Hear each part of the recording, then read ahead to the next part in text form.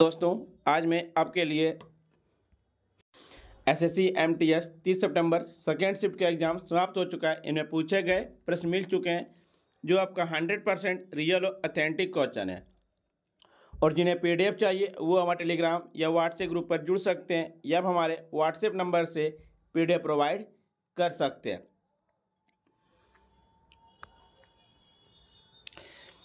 पहला प्रश्न था, भारतीय संविधान में अनुच्छेद 181 किससे संबंधित है? विधानसभा के अध्यक्ष या उपाध्यक्ष को हटाने की प्रक्रिया से जुड़ा हुआ है। यह भाग आपका 6 में है। अनुच्छेद 169 में क्या कहता है? राज्य में कुछ विधान परिषद के उन्मूलन के बारे में बताता है। अनुच्छेद 176 राज्यपाल के विशेष अभिभाषण के बारे में बताता है। अनुच्छेद 177 सदनों के संबंध में मंत्री और महाधिवक्ता के अधिकारों को बताता है।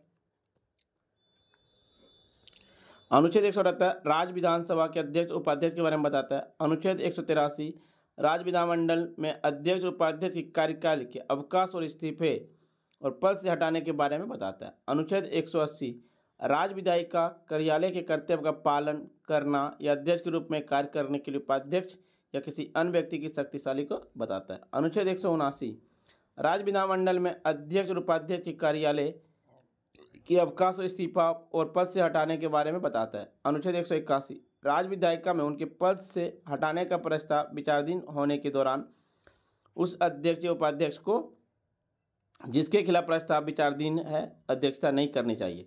अनुच्छेद 175 सदनों को संबोधित करने और संदेश भेजने का राज्यपाल के अधिकार के बारे में बताता है। अनुच्छेद 174 राज्य विधानमंडल के सत्प्रासर और विघटन के बारे में। अनुच्छेद 172 राज्य विधानमंडल के अवधि के बारे में। अनुच्छेद 171 विधान परिषद की संरचना के बारे में। अनुच्छेद 170 विधानसभा की संरचना के बारे में बताता है। एक था विंग्स ऑफ फायर, पुस्तक के लेखक कौन है? तो अब्दुल कलाम है।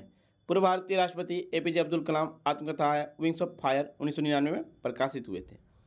एपीजे अब्दुल कलाम 2002 से 1997 तक ये भारत के 11वें राष्ट्रपति थे।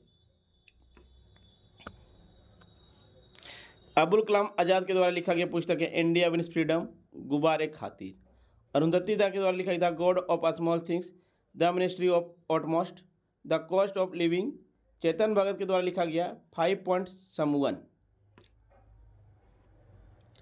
The 3 mistakes of my life, revolution 2020। ये चेतन भगत के द्वारा लिखा गया पुस्तक है।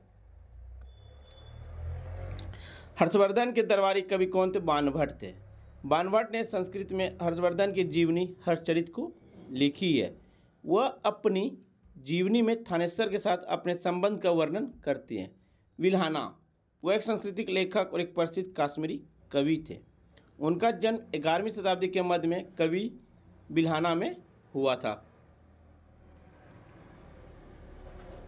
नेहरू की रिपोर्ट के लेखक कौन थे? मोतीलाल नेहरू। नेहरू रिपोर्ट 28 अगस्त 1928 को लखनऊ में आयोजित एक सर्वदलीय सम्मेलन में पेश किया गया था।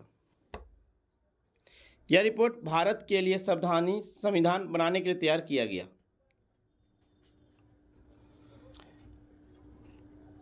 पहला प्रमुख प्रयास था। इसमें कई अहम सिफारिश थी जिनमें ये शामिल हैं।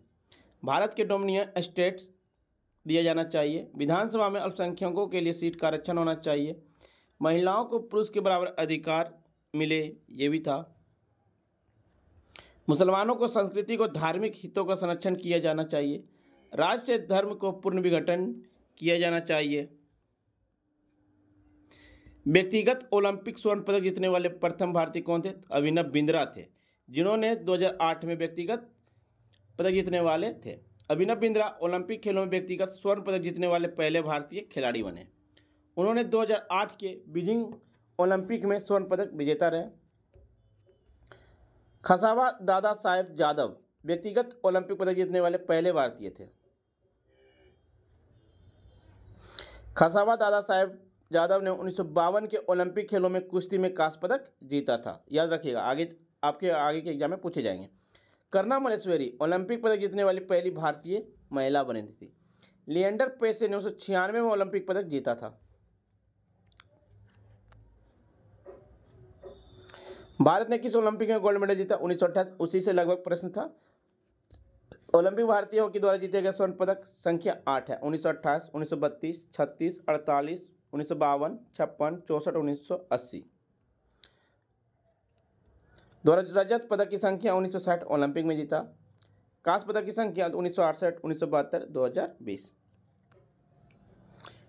छऊ नृत्य किस राज्य से संबंधित? उड़ीसा, झारखंड और पश्चिम बंगाल। छऊ नृत्य भारत में जनजातीय नृत्य एक लोकप्रिय रूप है जो मार्शल आर्ट के तत्वों को अपने आंदोलन में शामिल करता है। इस नृत्य रूप में 3 उपप्रकार हैं: पुरुलिया, मयूरगंज, सरायकेला छऊ। तीनों के बीच अंतर उनके मूल क्षेत्रों पर निर्भर करता है।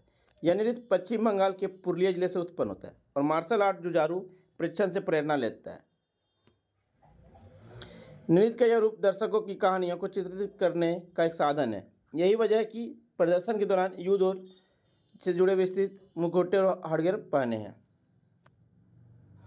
एक तरफ भारत के किस भाग में पटकाई बम पहाड़ियाँ स्थित? भारत के पूर्वी भाग में।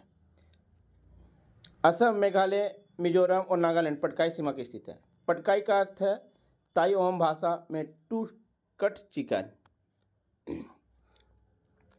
पटकाई पर्वत श्रृंखला के माध्यम में देहिंग नदी असम के शिवसागर जिले में ब्रह्मपुत्र से मिलने के लिए नीचे बहती है।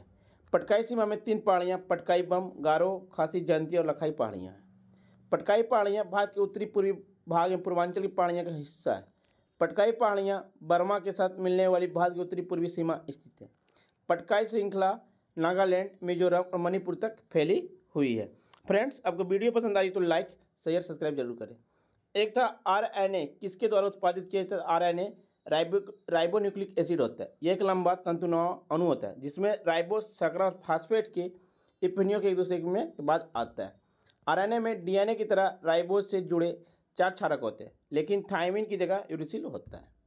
RNA DNA को जीन्स को नकल करके शरीर में फैलता है। यह कोशिका में आनुवंशिक सामग्री में भी पहुंचाता है। RNA प्रोटीन संश्लेषण और आनुवंशिक जानकारी संचरण में अहम भूमिका निभाता है। RNA कई तरह के जैसे tRNA, mRNA, RNA। एक प्रश्न और आपका पूछा गया था, मैं बता रहा हूँ कि ईडी के महानिर्देशक कौन है? तो राहुल नवीन है। ये ईडी के महानिर्देशक, ये केजरीवाल और हेमंत सोरेन को पकड़ने वाले भी यही थे। फ्रेंड्स, आपको वीडियो पसंद आई तो लाइक, शेयर, सब्सक्राइब जरूर करें।